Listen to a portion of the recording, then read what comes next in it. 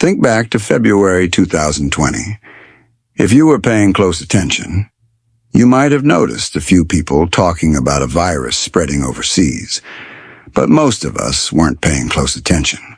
The stock market was doing great, your kids were in school, you were going to restaurants and shaking hands and planning trips.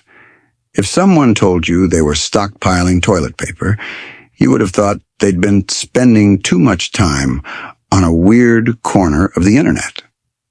Then, over the course of about 3 weeks, the entire world changed. Your office closed, your kids came home, and life rearranged itself into something you wouldn't have believed if you'd described it to yourself a month earlier. I think we're in this seems overblown phase of something much, much bigger than COVID. I've spent 6 years building an AI startup and investing in the space. I live in this world, and I'm writing this for the people in my life who don't. My family, my friends, the people I care about who keep asking me, "So what's the deal with AI?"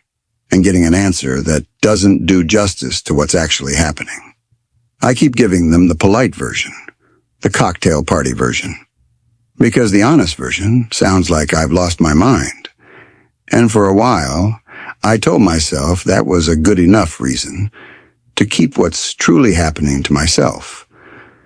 But the gap between what I've been saying and what is actually happening has gotten far too big. The people I care about deserve to hear what is coming, even if it sounds crazy. I should be clear about something up front. Even though I work in AI, I have almost no influence over what's about to happen, and neither does the vast majority of the industry. The future is being shaped by a remarkably small number of people.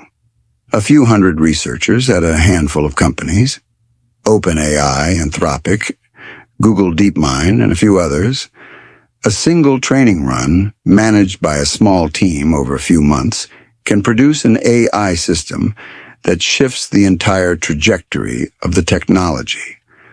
Most of us who work in AI are building on top of foundations we didn't lay. We're watching this unfold the same as you. We just happen to be close enough to feel the ground shake first. But it's time now. Not in an eventually we should talk about this way. In a this is happening right now and I need you to understand it way. I know this is real because it happened to me first. Here's the thing nobody outside of tech quite understands yet. The reason so many people in the industry are sounding the alarm right now is because this already happened to us. We're not making predictions. We're telling you what already occurred in our own jobs and warning you that you're next. For years, AI had been improving steadily. Big jumps here and there, but each big jump was spaced out enough that you could absorb them as they came. Then, in 2025, new techniques for building these models unlocked a much faster pace of progress. And then it got even faster, and then faster again. Each new model wasn't just better than the last. It was better by a wider margin, and the time between new model releases was shorter. I was using AI more and more, going back and forth with it less and less, watching it handle things I used to think required my expertise. Then, on February 5th, 2 major AI labs released new models on the same day. GPT 5.3, Codex from OpenAI, and Opus 4.6 from Anthropic, the makers of Claude, one of the main competitors to ChatGPT. And something clicked. Not like a light switch, more like the moment you realize the water has been rising around you and is now at your chest. I am no longer needed for the actual technical work of my job. I describe what I want built in plain English, and it just appears. Not a rough draft I need to fix. The finished thing. I tell the AI what I want, walk away from my computer for 4 hours, and come back to find the work done. Done well, done better than I would have done it myself, with no corrections needed. A couple of months ago, I was going back and forth with the AI, guiding it, making edits. Now I just describe the outcome and leave. Let me give you an example so you can understand what this actually looks like in practice. I'll tell the AI, I want to build this app. Here's what it should do. Here's roughly what it should look like. Figure out the user flow, the design, all of it. And it does. It writes tens of thousands of lines of code. Then, and this is the part that would have been unthinkable a year ago, it opens the app itself. It clicks through the buttons. It tests the features. It uses the app the way a person would. If it doesn't like how something looks or feels, it goes back and changes it on its own. It iterates, like a developer would, fixing and refining until it's satisfied. Only once it has decided the app meets its own standards does it come back to me and say, it's ready for you to test. And when I test it, it's usually perfect. I'm not exaggerating. That is what my Monday looked like this week. But it was the model that was released last week, GPT 5.3 Codex, that shook me the most. It wasn't just executing my instructions. It was making intelligent decisions. It had something that felt, for the first time, like judgment, like taste. The inexplicable sense of knowing what the right call is that people always said I would never have. This model has it, or something close enough that the distinction is starting not to matter. I've always been early to adopt AI tools, but the last few months have shocked me. These new AI models aren't incremental improvements. This is a different thing entirely. And here's why this matters to you, even if you don't work in tech. The AI labs made a deliberate choice.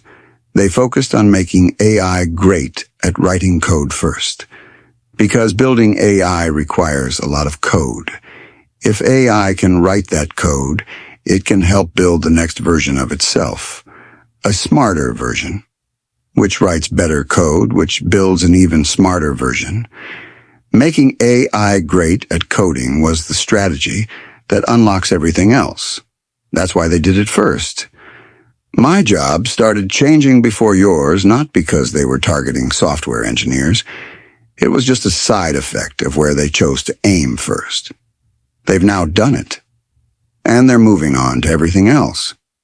The experience that tech workers have had over the past year of watching AI go from helpful tool to does my job better than I do is the experience everyone else is about to have. Law, finance, medicine, accounting, consulting, writing, design, analysis, customer service. Not in 10 years. The people building these systems say 1 to 5 years. Some say less. And given what I've seen in just the last couple of months, I think less is more likely. But I tried AI and it wasn't that good. I hear this constantly. I understand it because it used to be true. If you tried ChatGPT in 2023 or early 2024 and thought, this makes stuff up or this isn't that impressive, then you were right. Those early versions were genuinely limited. They hallucinated. They confidently said things that were nonsense. That was 2 years ago. In AI time, that is ancient history. The models available today are unrecognizable from what existed even 6 months ago.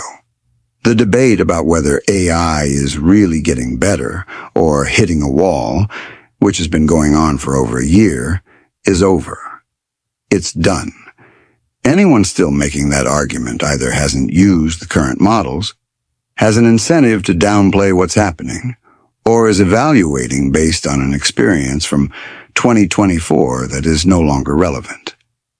I don't say that to be dismissive.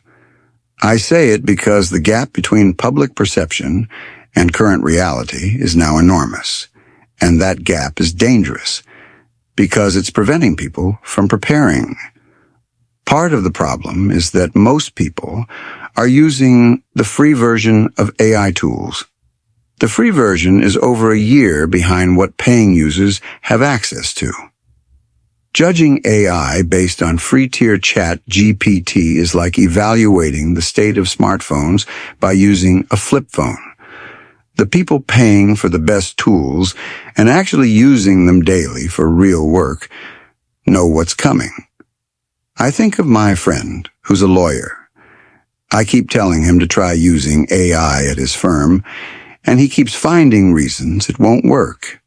It's not built for his specialty. It made an error when he tested it. It doesn't understand the nuance of what he does, and I get it. But I've had partners at major law firms reach out to me for advice because they've tried the current versions and they see where this is going. One of them, the managing partner at a large firm, spends hours every day using AI.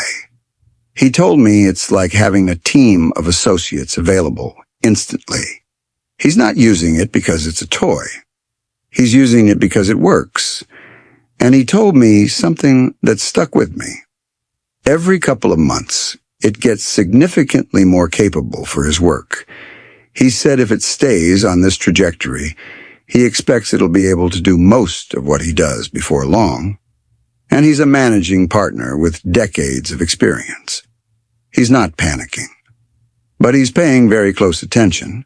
The people who are ahead in their industries, the ones actually experimenting seriously, are not dismissing this. They're blown away by what it can already do, and they're positioning themselves accordingly. How fast this is actually moving. Let me make the pace of improvement concrete, because I think this is the part that's hardest to believe if you're not watching it closely. In 2022, AI couldn't do basic arithmetic reliably. It would confidently tell you that 7 times 8 equals 54. By 2023, it could pass the bar exam. By 2024, it could write working software and explain graduate-level science. By late 2025, some of the best engineers in the world said they had handed over most of their coding work to AI. On February 5th, 2026, new models arrived that made everything before them feel like a different era. If you haven't tried AI in the last few months, what exists today would be unrecognizable to you. There's an organization called METR that actually measures this with data. They track the length of real-world tasks, measured by how long they take a human expert, that a model can complete successfully, end-to-end, without human help. About a year ago, the answer was roughly 10 minutes. Then it was an hour. Then several hours. The most recent measurement, Claude Opus 4.5, from November, showed the AI completing tasks that take a human expert nearly 5 hours. And that number is doubling approximately every 7 months, with recent data suggesting it may be accelerating to as fast as every 4 months. But even that measurement hasn't been updated to include the models that just came out this week. In my experience using them, the jump is extremely significant. I expect the next update to METR's graph to show another major leap. If you extend the trend, and it's held for years with no sign of flattening, we're looking at AI that can work independently for days within the next year, weeks within 2, month-long projects within 3. Amodei has said that AI models substantially smarter than almost all humans at almost all tasks are on track for 2026 or 2027. Let that land for a second. If AI is smarter than most PhDs, do you really think it can't do most office jobs? Think about what that means for your work. AI is now building the next AI. There's one more thing happening that I think is the most important development and the least understood. On February 5th, OpenAI released GPT 5.3 Codex. In the technical documentation, they included this: GPT 5.3. Codex is our first model that was instrumental in creating itself. The Codex team used early versions to debug its own training, manage its own deployment, and diagnose test results and evaluations. Read that again. The AI helped build itself. This isn't a prediction about what might happen someday. This is OpenAI telling you right now that the AI they just released was used to create itself. One of the main things that makes AI better is intelligence applied to AI development. And AI is now intelligent enough to meaningfully contribute to its own improvement. Dario Amodei, the CEO of Anthropic, says AI is now writing much of the code at his company, and that the feedback loop between current AI and next-generation AI is gathering steam month by month. He says we may be only 1 to 2 years away from a point where the current generation of AI autonomously builds the next. Each generation helps build the next, which is smarter, which builds the next faster, which is smarter still. The researchers call this an intelligence explosion. And the people who would know, the ones building it, believe the process has already started. What this means for your job, I'm going to be direct with you because I think you deserve honesty more than comfort. Dario Amodei, who is probably the most safety-focused CEO in the AI industry, has publicly predicted that AI will eliminate 50% of entry-level white-collar jobs within 1 to 5 years. And many people in the industry think he's being conservative. Given what the latest models can do, the capability for massive disruption could be here by the end of this year. It'll take some time to ripple through the economy, but the underlying ability is arriving now. This is different from every previous wave of automation. And I need you to understand why. AI isn't replacing one specific skill. It's a general substitute for cognitive work. It gets better at everything simultaneously.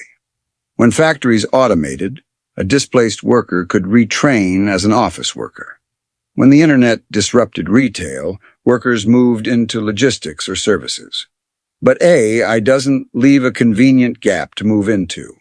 Whatever you retrain for, it's improving at that too. Let me give you a few specific examples to make this tangible. But I want to be clear that these are just examples. This list is not exhaustive.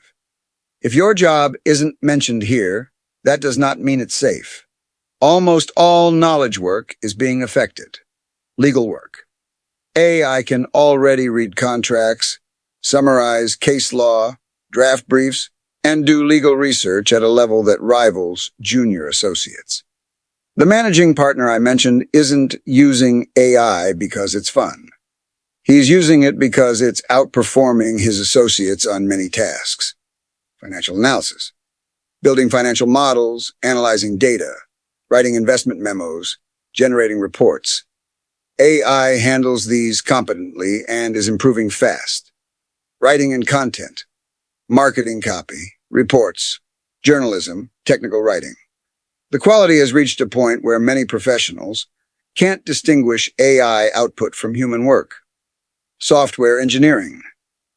This is the field I know best. A year ago, AI could barely write a few lines of code without errors. Now it writes hundreds of thousands of lines that work correctly. Large parts of the job are already automated. Not just simple tasks, but complex multi-day projects. There will be far fewer programming roles in a few years than there are today. Medical analysis, reading scans, analyzing lab results, suggesting diagnoses, reviewing literature. AI is approaching or exceeding human performance in several areas. Customer service, genuinely capable. AI agents, not the frustrating chatbots of 5 years ago, are being deployed now handling complex multi-step problems. A lot of people find comfort in the idea that certain things are safe, that AI can handle the grunt work, but can't replace human judgment, creativity, strategic thinking, empathy. I used to say this too, I'm not sure I believe it anymore. The most recent AI models make decisions that feel like judgment. They show something that looked like taste, an intuitive sense of what the right call was, not just the technically correct one. A year ago, that would have been unthinkable. My rule of thumb at this point is, if a model shows even a hint of a capability today, the next generation will be genuinely good at it. These things improve exponentially, not linearly. Will AI replicate deep human empathy? Replace the trust built over years of a relationship? I don't know. Maybe not. But I've already watched people begin relying on AI for emotional support, for advice, for companionship. That trend is only going to grow. I think the honest answer is that nothing that can be done on a computer is safe in the medium term. If your job happens on a screen, if the core of what you do is reading, writing, analyzing, deciding, communicating through a keyboard, then AI is coming for significant parts of it. The timeline isn't someday, it's already started. Eventually, robots will handle physical work too. They're not quite there yet. But not quite there yet, in AI terms, has a way of becoming here, faster than anyone expects. What you should actually do, I'm not writing this to make you feel helpless. I'm writing this because I think the single biggest advantage you can have right now is simply being early. Early to understand it. Early to use it. Early to adapt. Start using AI seriously, not just as a search engine. Sign up for the paid version of Claude or ChatGPT. It's $20 a month. But two things matter right away. First, make sure you're using the best model available, not just the default. These apps often default to a faster, dumber model. Dig into the settings or the model picker and select the most capable option. Right now, that's GPT 5.2 on ChatGPT or Claude Opus, 4.6 on Claude, but it changes every couple of months. If you want to stay current on which model is best at any given time, you can follow me on X at @MattSchumer_. I test every major release and share what's actually worth using. Second, and more important, don't just ask it quick questions. That's the mistake most people make. They treat it like Google, and then wonder what the fuss is about. Instead, push it into your actual work. If you're a lawyer, feed it a contract and ask it to find every clause that could hurt your client. If you're in finance, give it a messy spreadsheet and ask it to build the model. If you're a manager, paste in your team's quarterly data and ask it to find the story. The people who are getting ahead aren't using AI casually. They're actively looking for ways to automate parts of their job that used to take hours. Start with the thing you spend the most time on and see what happens. And don't assume it can't do something just because it seems too hard. Try it. If you're a lawyer, don't just use it for quick research questions. Give it an entire contract and ask it to draft a counterproposal. If you're an accountant, don't just ask it to explain a tax rule. Give it a client's full return and see what it finds. The first attempt might not be perfect. That's fine. Iterate. Rephrase what you asked. Give it more context. Try again. You might be shocked at what works. And here's the thing to remember. If it even kind of works today, you can be almost certain that in 6 months it'll do it near perfectly. The trajectory only goes one direction. This might be the most important year of your career. Work accordingly. I don't say that to stress you out. I say it because right now there is a brief window where most people at most companies are still ignoring this. The person who walks into a meeting and says, "I used AI to do this analysis in an hour instead of 3 days," is going to be the most valuable person in the room. Not eventually. Right now. Learn these tools. Get proficient. Demonstrate what's possible. If you're early enough, this is how you move up. By being the person who understands what's coming and can show others how to navigate it. That window won't stay open long. Once everyone figures it out, the advantage disappears. Have no ego about it. The managing partner at that law firm isn't too proud to spend hours a day with AI. He's doing it specifically because he's senior enough to understand what's at stake. The people who will struggle most are the ones who refuse to engage, the ones who dismiss it as a fad, who feel that using AI diminishes their expertise, who assume their field is special and immune. It's not. No field is. Get your financial house in order. I'm not a financial advisor, and I'm not trying to scare you into anything drastic. But if you believe, even partially, that the next few years could bring real disruption to your industry, then basic financial resilience matters more than it did a year ago. Build up savings if you can. Be cautious about taking on new debt that assumes your current income is guaranteed. Think about whether your fixed expenses give you flexibility or lock you in. Give yourself options if things move faster than you expect. Think about where you stand and lean into what's hardest to replace. Some things will take longer for AI to displace: relationships and trust built over years, work that requires physical presence, roles with licensed accountability, roles where someone still has to sign off, take legal responsibility, stand in a courtroom, industries with heavy regulatory hurdles, where adoption will be slowed by compliance, liability, and institutional inertia. None of these are permanent shields, but they buy time. And time, right now, is the most valuable thing you can have, as long as you use it to adapt, not to pretend this isn't happening. Rethink what you're telling your kids. The standard playbook: get good grades, go to a good college, land a stable professional job. It points directly at the roles that are most exposed. I'm not saying education doesn't matter, but the thing that will matter most for the next generation is learning how to work with these tools and pursuing things they're genuinely passionate about. Nobody knows exactly what the job market looks like in 10 years, but the people most likely to thrive are the ones who are deeply curious, adaptable, and effective at using AI to do things they actually care about. Teach your kids to be builders and learners, not to optimize for a career path that might not exist by the time they graduate. Your dreams just got a lot closer.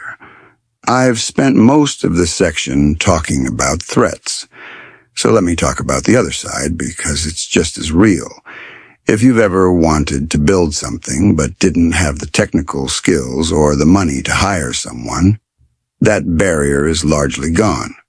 You can describe an app to AI and have a working version in an hour. I'm not exaggerating. I do this regularly. If you've always wanted to write a book but couldn't find the time or struggled with the writing, you can work with AI to get it done. Want to learn a new skill?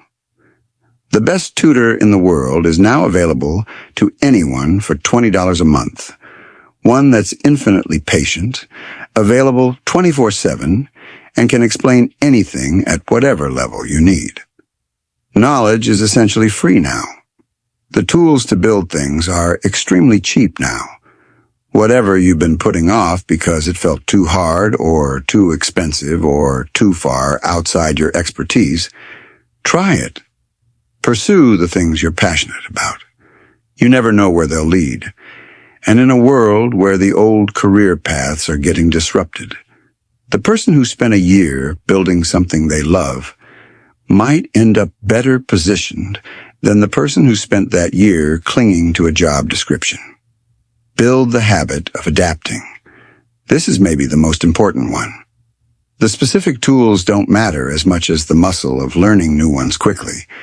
AI is going to keep changing, and fast. The models that exist today will be obsolete in a year. The workflows people build now will need to be rebuilt. The people who come out of this well won't be the ones who mastered one tool. They'll be the ones who got comfortable with the pace of change itself. Make a habit of experimenting. Try new things even when the current thing is working. Get comfortable being a beginner repeatedly. That adaptability is the closest thing to a durable advantage that exists right now. Here's a simple commitment that will put you ahead of almost everyone. Spend 1 hour a day experimenting with AI, not passively reading about it, using it. Every day, try to get it to do something new, something you haven't tried before, something you're not sure it can handle. Try a new tool. Give it a harder problem. 1 hour a day, every day. If you do this for the next 6 months, you will understand what's coming better than 99% of the people around you. That's not an exaggeration. Almost nobody is doing this right now. The bar is on the floor. The bigger picture, I've focused on jobs because it's what most directly affects people's lives. But I want to be honest about the full scope of what's happening because it goes well beyond work. Amodai has a thought experiment I can't stop thinking about. Imagine it's 2027. A new country appears overnight. 50 million citizens, everyone smarter than any Nobel Prize winner who has ever lived. They think 10 to 100 times faster than any human. They never sleep. They can use the internet, control robots, direct experiments, and operate anything with a digital interface. What would a national security advisor say? Amodai says the answer is obvious. The single most serious national security threat we've faced in a century. Possibly ever. He thinks we're building that country. He wrote a 20,000-word essay about it last month, framing this moment as a test of whether humanity is mature enough to handle what it's creating. The upside, if we get it right, is staggering. AI could compress a century of medical research into a decade. Cancer, Alzheimer's, infectious disease, aging itself. These researchers genuinely believe these are solvable within our lifetimes. The downside, if we get it wrong, is equally real.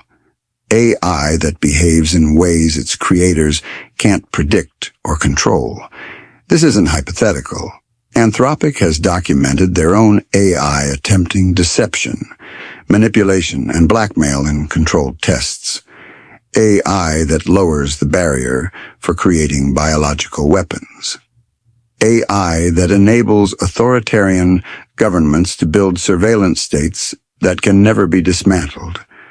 The people building this technology are simultaneously more excited and more frightened than anyone else on the planet.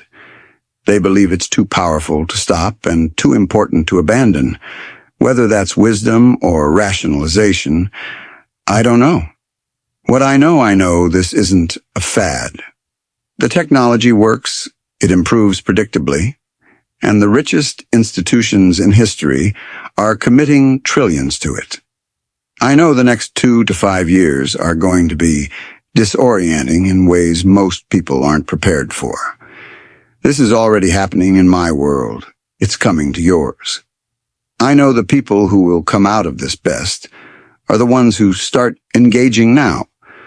Not with fear, but with curiosity and a sense of urgency. And I know that you deserve to hear this from someone who cares about you, not from a headline 6 months from now when it's too late to get ahead of it. We're past the point where this is an interesting dinner conversation about the future. The future is already here.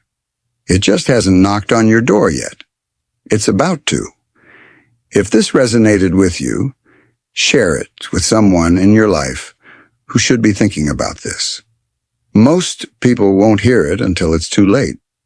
You can be the reason someone you care about gets a head start. Thank you to at CorbyTT, at Jason Cooperberg, and at Sambaskin for reviewing early drafts and providing invaluable feedback.